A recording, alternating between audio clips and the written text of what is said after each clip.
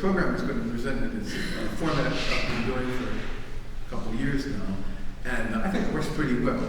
So I'll be talking about a Prelude and Fugue from the well-tempered Clavier.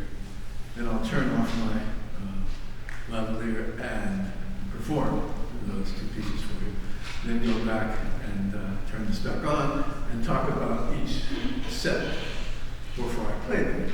And so we're going straight to the second one of the well-tempered Clavier, and that's in order of keys, going on chromatically. So far I've done this 3 times, so I've had 3 sets of 4 that have gone C major, C minor, C sharp major, C sharp minor, all the way up to F minor. When you last saw me, we were in F minor. And now we're starting with the wonderful key of F sharp major. It has 6 sharps. Only one key is not sharp. B is the only natural in this key. And I'll zoom in a little bit, but I want you to see the overall picture of how each of these pieces is put together. And they're all different, which is what really amazes me. And there are some things that you can almost expect always with these. So the stuff that begins is usually important and will come back a couple of times. And then some things that you'll see are purple passages, which I think are really important instructional points, and you see big blocks. So let's start looking at this wonderful, happy, sunny subject of this F sharp minor prelude. So now you can see a little bit clearer. There's just 3 measures of idea. And it's a melody that's in the right hand, and it's got a little dotted figure in the bass.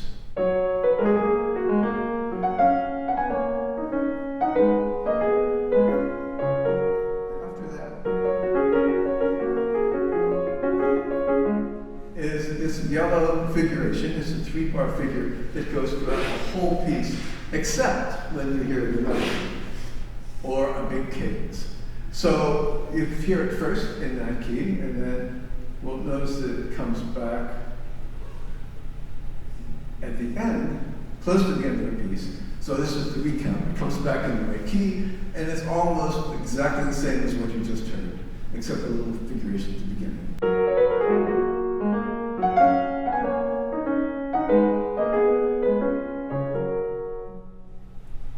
And it comes a couple other times in the piece.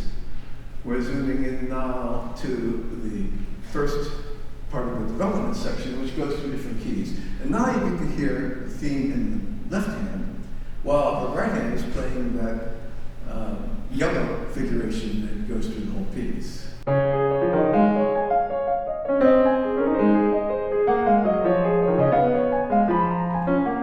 And then the right hand has the melody, and the left hand has the yellow.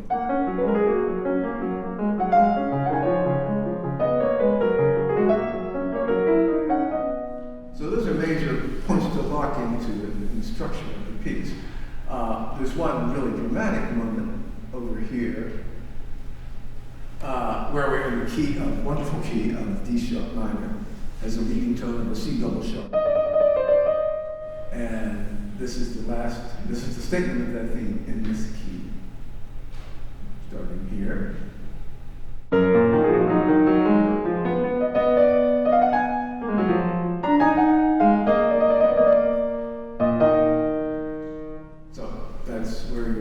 Gets furrowed, and then we have to escape out of that and get back to our friendly key F sharp major. One thing I just played for you was a cadence. So every time you see this box, it's something that composers put in the music to give you a sense that we're not going anywhere melodically right now, we're ending a section. It ends with a perfect fourth in the bass, always, usually the spread goes T-da.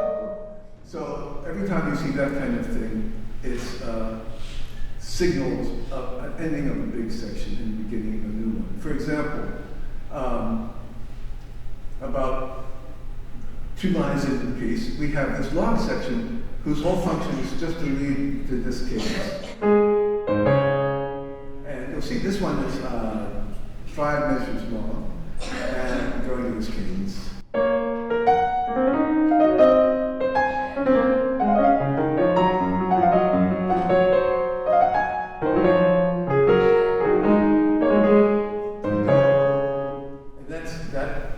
Brings us to the dominant key of C-sharp major, and then the drama begins. Now, that's also almost exactly repeated at the end of the piece, except you'll notice this one is only 3 measures long.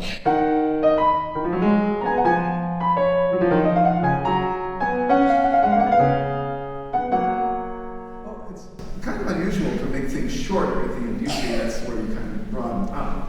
But it's because Bach has something else to lay on you, an interesting coda, something that's tagged on after that cadence. And you'll see I've got some interesting little purple marks here. Now, you probably can't read these notes, but they are the notes of A natural and B sharp. And you'll notice he puts them in the middle, and then he puts them on the outside, so they really stick out. And if I play an F sharp major scale, these notes are A natural or B sharp. So I'm going to play this little coda for you, and let your ear kind of focus on the insides here where they're really dissonant, and then the outsides there where it's dissonant.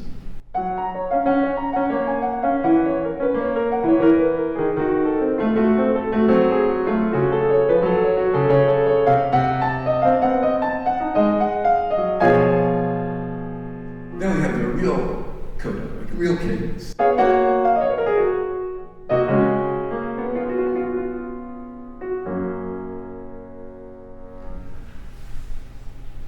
So the other thing that's obviously takes up a lot of this piece is all this yellow material. And you'll be hearing that all along with these little dotted rhythms that are in the other hand. So one hand is doing the yellow configuration, and the other hand is doing some sort of dotted rhythm. Except a couple places here I want you to, your ears will pick this up, because these heavy yellow things are where both hands are playing the 16th note configuration. If you hear that, that's a big soulful moment, and that's followed a measure later by.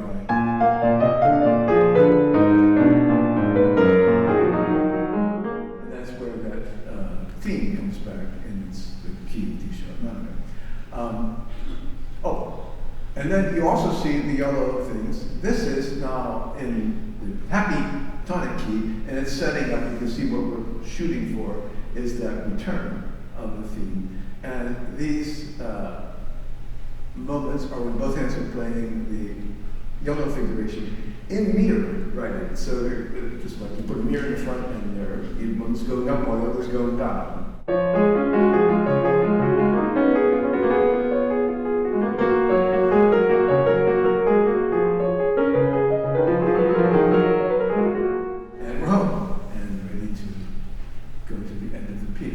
So that's a prelude, and that's paired with this fugue.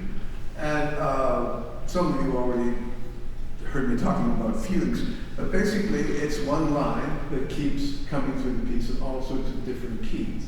So without being able to read the notes, you can see there's this green material that comes throughout the piece in different voices, and it will be in different keys too. And then there is this red material, very often, but not all the time, there will be what is called counter subject, which is always, it's the sidekick that follows the subject wherever it goes. And that's the red material. I'll blow up this a little bit, and you can see how these two tunes are constructed. Oh, so remember how the prelude ended. And then here's the subject that starts the fugue. Now that is crazy. I don't know any other piece where the fugue subject starts with the cadence. And then it stops. And then what happens is even crazier. A cadence in the key a whole step lower. So the tune that you're going to hear over and over again is always this trill, followed by la-ti-do in the wrong key. And then a funny little jaunty eighth. You'll notice that ends with this skip over sixth. So you'll be able to hear that every time it comes. And the nice thing about a fugue is if you like it, you'll get to hear it. I haven't covered, but I think it's something like 8 times in this piece. And now, what do we put along with that? This is the counter subject, and it's also very interesting. It's these little appoggiatures, which could be a very expressive bass line in some sort of very, very sad piece. But here it's just an accompaniment. So if I'm playing the melody in the soprano,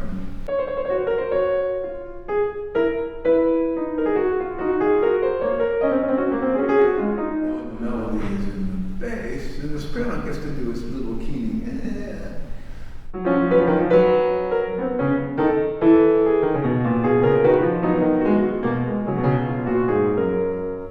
So that's basically the plot of the piece, and you'll get to hear that happen. What makes it interesting is it's coming, all of the voice relationships are switched around. Bach always tries to explore every different way, from top to bottom, you can put these ideas. At the end of the piece, just zoom into that a bit, you'll also see this blue idea that gets placed in between statements of the subject. So if the subject is playing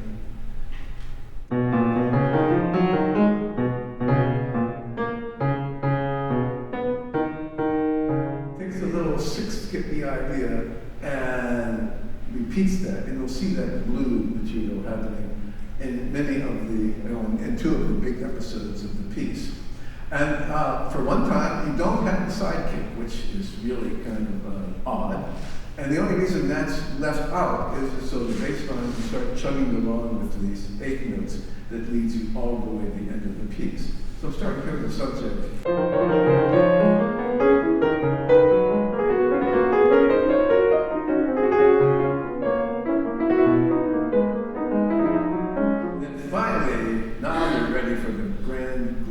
Final entrance of the subject. Way high in the soprano. I can't imagine too many sopranos are going to enjoy singing this. And I mean, they love it. And then the alto has while the bass is doing this, another sidekick they picked up along the road. You'll see that coming early. But it makes a splendid end to the piece, so I want you to hear that, so you're ready for it when it comes.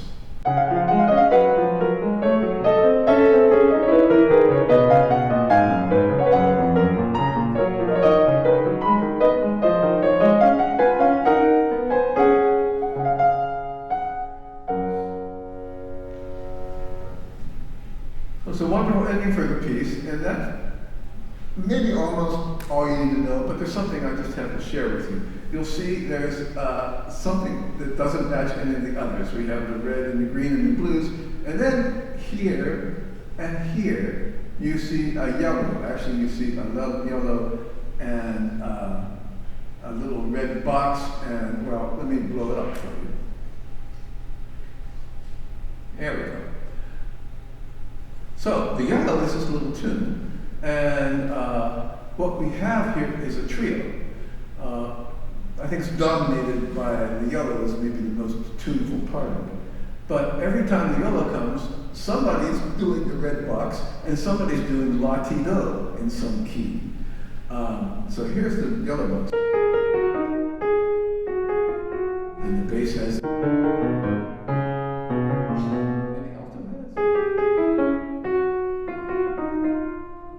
finally, it's soprano gets it. So I'm going to play this for you with all the voices, and you can just pay attention to that, or you could follow the red boxes, or you could follow the la-ti-do, because that's always there in each key it goes through.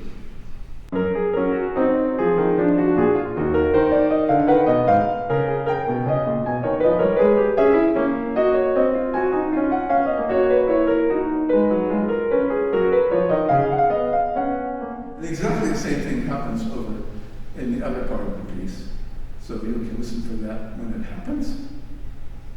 Over here. Now you know the whole piece. It's these presentations of the subject with the counter subject and the little trio that's interpolated in between them, and then these long blue episode sections. So I will switch over to our, and I want to thank Yi Chung Jung, who is going to follow with the mouse. This is a new thing I hope that helps people see. You won't be able to read notes, I imagine, but you'll be able to see the colors and follow as I'm performing the structure of the piece.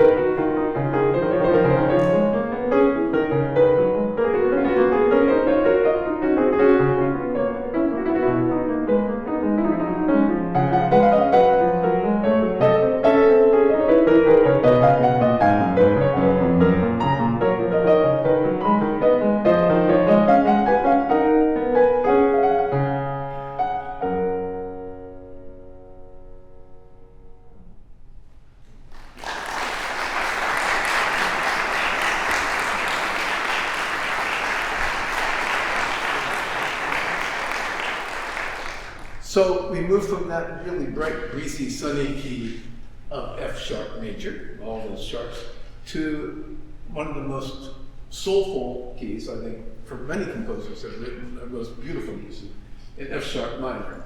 And this prelude is no exception. And it begins with a little combination of ideas, basically melodically oriented. And you'll see that melody come several times in the piece. And I'll let you see it a little closer. The first two bars. And I'll wander a little bit into this brown material. It has a syncopated idea, which I'll talk about in a minute. But first I want you to hear this idea.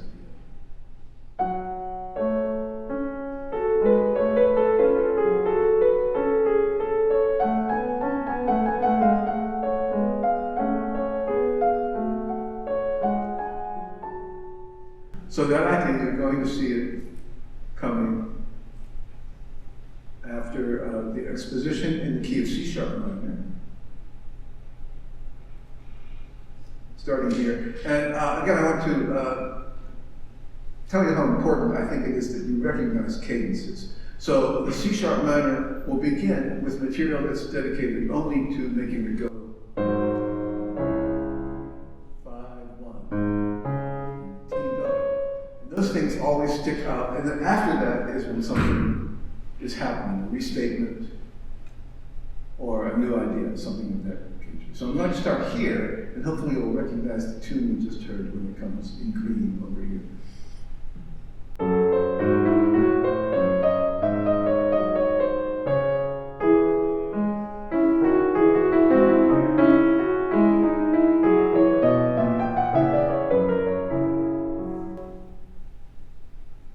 And then it comes back for the recapitulation. So we're going to go back home. And this time it's set up by a half cadence, something that leaves us dangling. In fact, it's kind of rare to find this kind of fermata situation in Bach keyboard prelude. And it's followed by this little cadenza in the bass that sets up the final entry of that green, beautiful opening idea. Got to start here. You'll hear the syncopations of the brown. You'll hear the half cadence music starts. Then the cadenza leading into the return melody.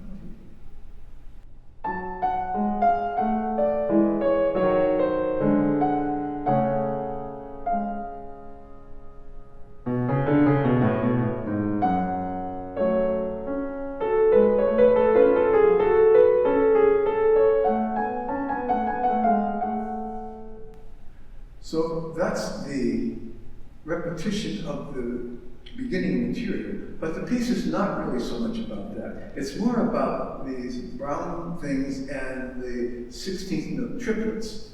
So you can see the brown thing is just introduced a couple times at the beginning, but over here it becomes the main character. It comes closer and closer together, and these different keys.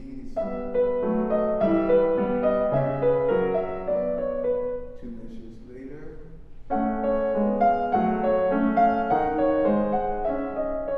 There's a very chromatic version we just heard leading to this blue half cadence. But then the big moment is here, where you hear it 3 times in a row.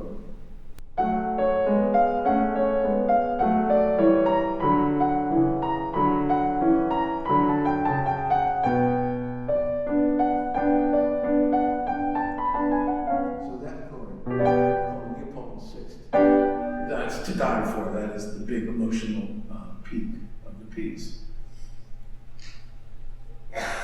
But then there is the triplet, and as you could see before, it dies entirely. You don't see it anywhere in the middle of the piece. In the passage I just showed you, it wasn't there. And then now it comes back after this Neapolitan. And it just goes on and on and on for 4 beats, longer than the duration of the measure.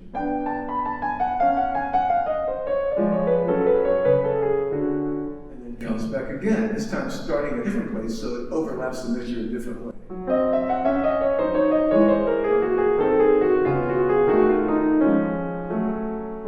And finally, it comes again and spills into the tenor.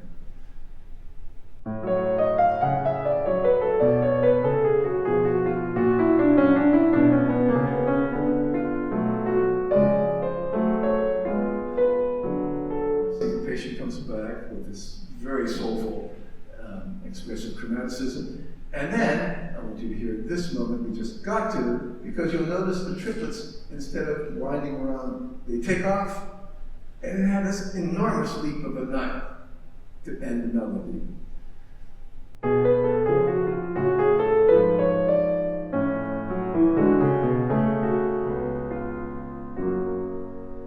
So it's definitely very heartfelt, very sensitively wrought construction. And it leads to a fugue, which is also very inward and full of beautiful things. This fugue is an exception to what I just told you about fugue subjects, because you see it's got a green subject, and then there's no real counter subject. So we'll talk about that in a bit, but let's just take a quick look at the subject. It's there's a lot of fugues like this fugue and the G minor that I'm going to play. Then when you hear it, I don't know how anybody could know where the beat is, because it's practically all syncopations. I'm almost tempted to like tap my foot or slap, so you know, 1, 2.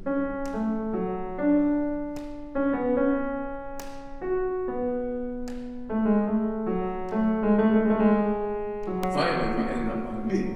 It's the role of this second voice, which is not consistently used anywhere else in the piece, is to just be the drummer to show you where the beats are.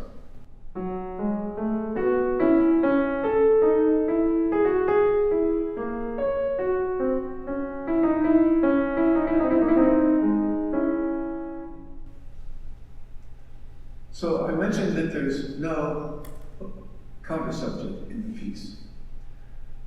But by the time you get to the end of the piece, there are lines that have become very familiar and finally all get put together.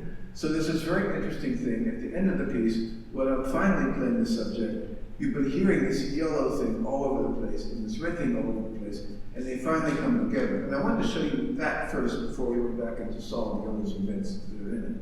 But here's the green, and the yellow goes.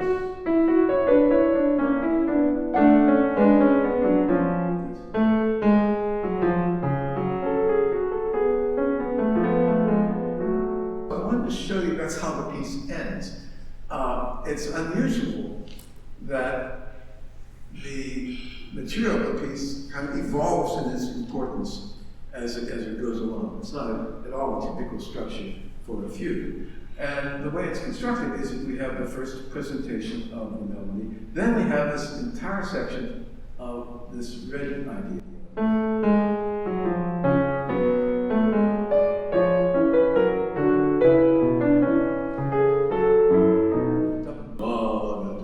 Goes on and on and on.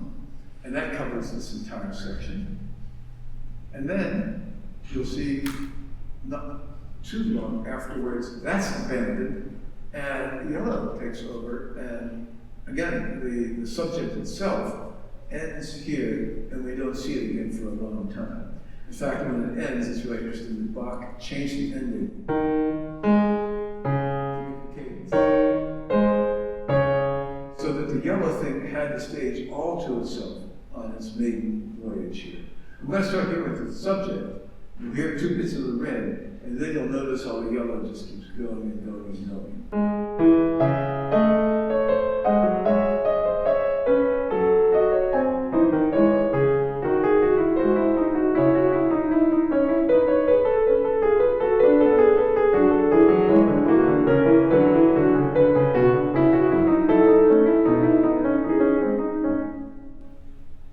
And when we go out, you can see that's only a third of the way through this section that is all about these winding yellow 16th notes. And then finally the melody comes back, and then we start seeing them all put back together. There is one last little element that I wanted you to see. It's this purple material. And that's important because it's not like anything else. It's this wandering 16th note bass line with things over it that is just basically a little cadenza, or at least an episodic material that takes us away from what the main material of the piece is until this final configuration where everybody comes back together. So that is the F-sharp minor prelude and fugue. Forward to playing with them.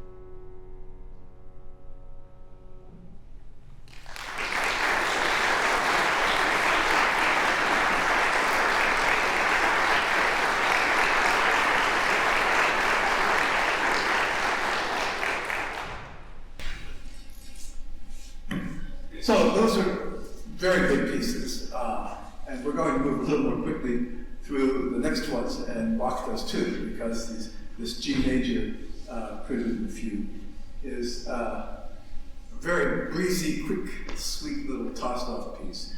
The Prelude is built on this sort of sewing machine figure.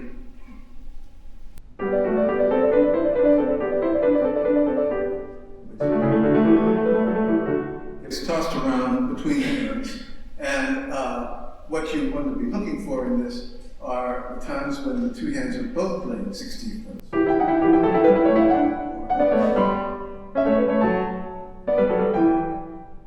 And over here, where it goes into E minor, is particularly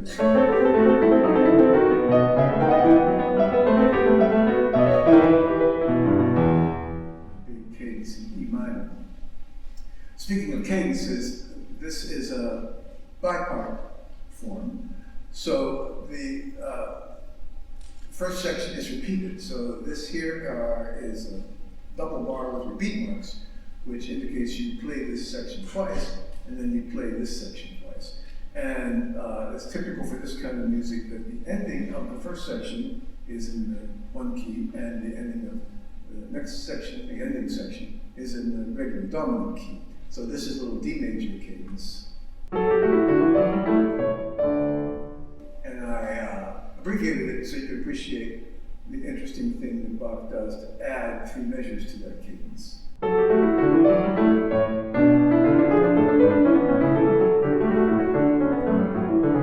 same thing happens in the G major ending. It could go. But instead, we have this really interesting note that turns things around and makes it wander off for another couple measures.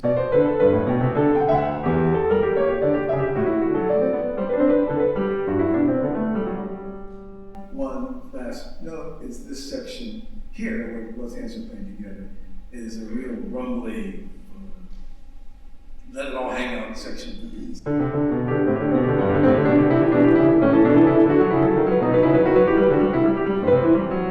So those are obvious kind of structural points, and just enjoy good bubbling music.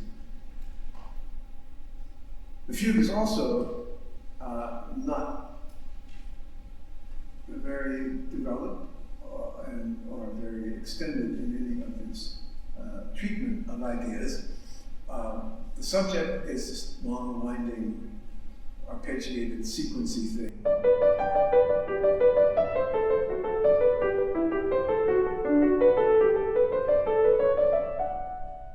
And you'll notice that doesn't have a counter subject either.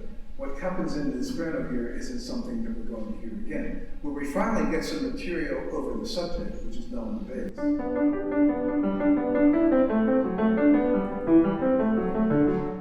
It's this little two-voice configuration, more of a texture than a melody.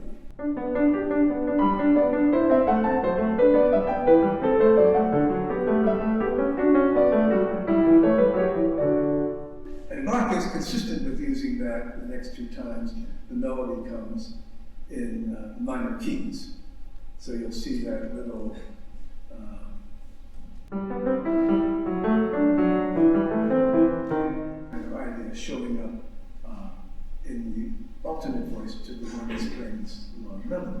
But really what the piece is about just these arpeggiated 16th notes. And my favorite part of the piece is where it starts here. And you can see that these things just keep going and going until they get from the top of the piano to the bottom of the piano. Here it goes.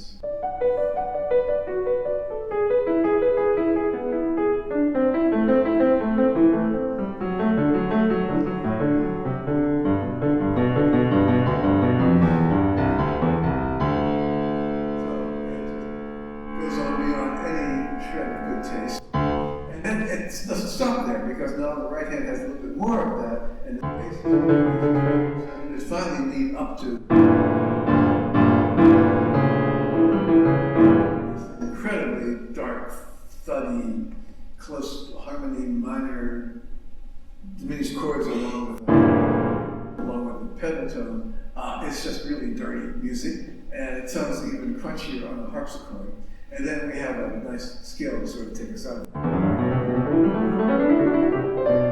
And we're back home into this bright thing. Oh, but there's one thing I do want to say, a detail, is that the final cadence is this wonderful combination of two things that don't actually belong together, but they're both doing the same thing. There's a cadence that we all know. We also know a cadence that goes, but you put them both together and you get this, which is, adds a little extra bite to your ear. So that's the D, G major. Prelude and Fugue.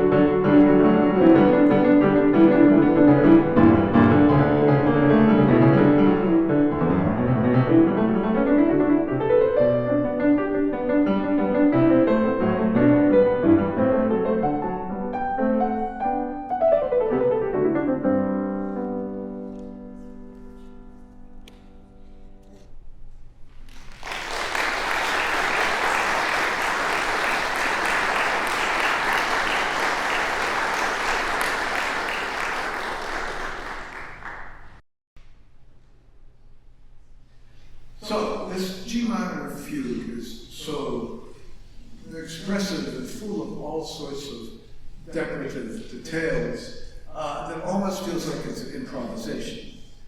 But it's actually very, very clearly structured. You can see this material that starts the piece appears 5 times in the opening. I'll let you hear a little bit of the dotted rhythm.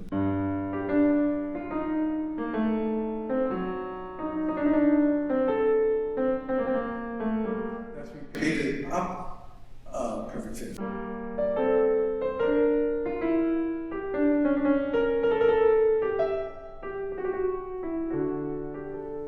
This material that follows is repeated up perfect fourth. And then the whole thing, the whole shebang from the beginning comes down at the key of C minor.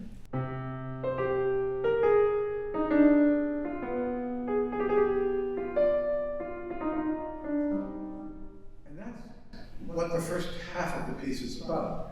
But as the piece progresses, it becomes freer in those things. And the one thing that remains consistent is this bass line, which we heard here.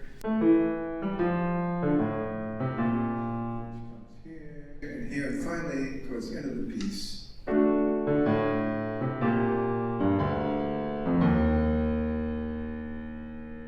that is what leads us to the final cadence. This cadence is interesting. You see, it's got the big black box around it, and it should end here, the piece.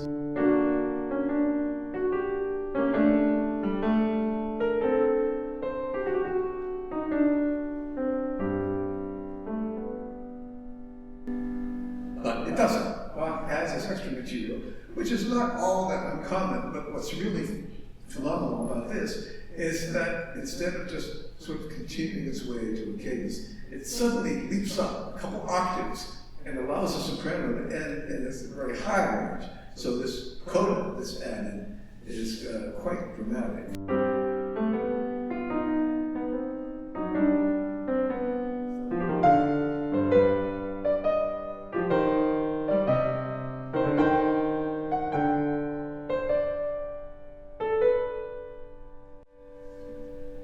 Brilliant plays of G major, something I didn't see coming when I first looked at this piece. This is another one of those street subjects, as I was talking about before, that you wouldn't understand the meter if you just heard the subject the way it's presented by itself. So you have to go on the downbeats to make it make sense. 1, 2, 3.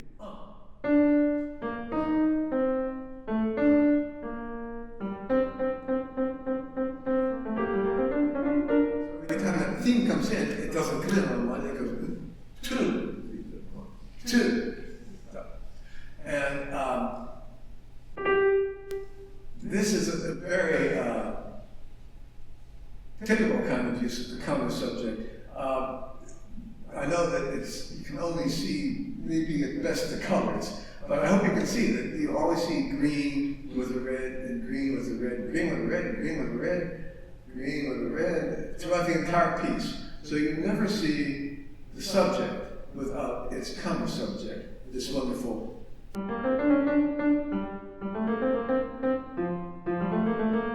Which maybe is what you walk away singing when the piece is over. We can look a little more at that in a little bit of detail. This is so it's a 4-voice fugue. So we have the soprano, alto, tenor, bass. And the last man in is the bass. And here the subject is played by the bass, and the soprano is continuing her role by using that counter subject. So that sounds like.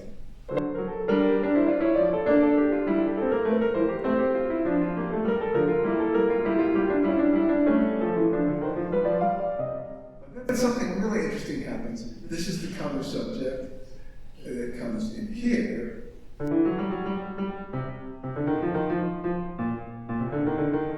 Bach sets that up with this very interesting metrical shifting. It's kind of like a bizarre hemiola effect.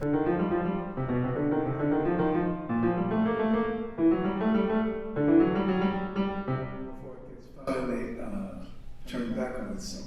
I'll play it for you once you get to hear how this is not set up in the meter the way it would be expected.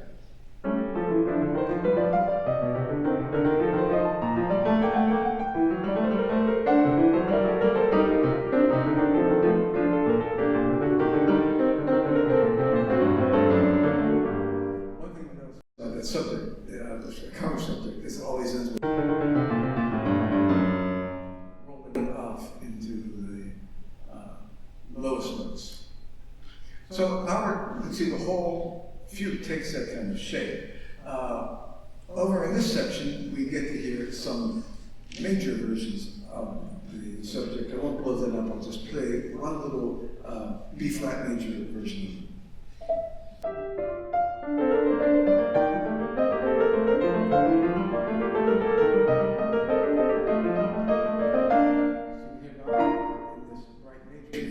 That's only going to happen on this page. This is such a big fugue, I had to arrange the pages. I want you to be able to see the whole structure at once. So that's why it's put together this way. But it goes page 1, page 2, page 3, page 4, page 5. And I want to look at pages,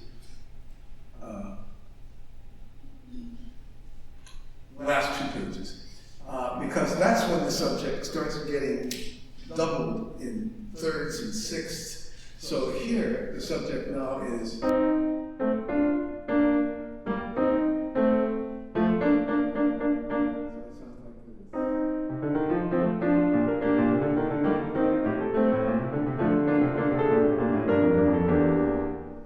Then we see the subject in sixths.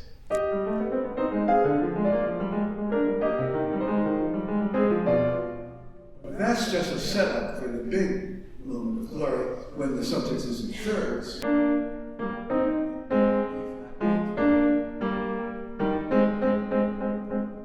The counter subject now is also in thirds.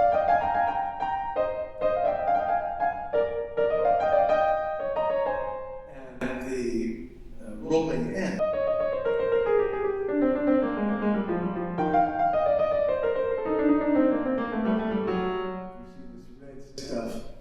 Flowing on and on. Finally, there's the last big statement of the theme and counter subject, and it starts followed by the alto, but then the bass and soprano join in 2 measures later in a stretto. So they're all doing it, the subject or the counter subject,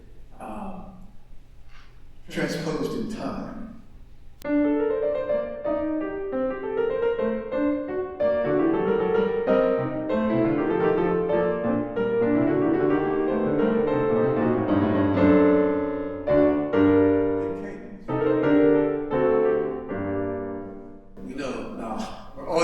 Some sort of coda, and this one is built on the little beginning of the counter subject. And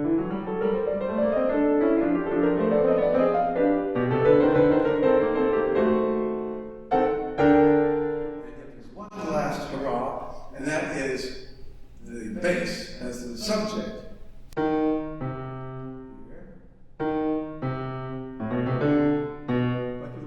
It's a subject with the counter subject implanted on it. So it makes a stunning end to this marvelous construction. So I will play for you now the G minor prelude.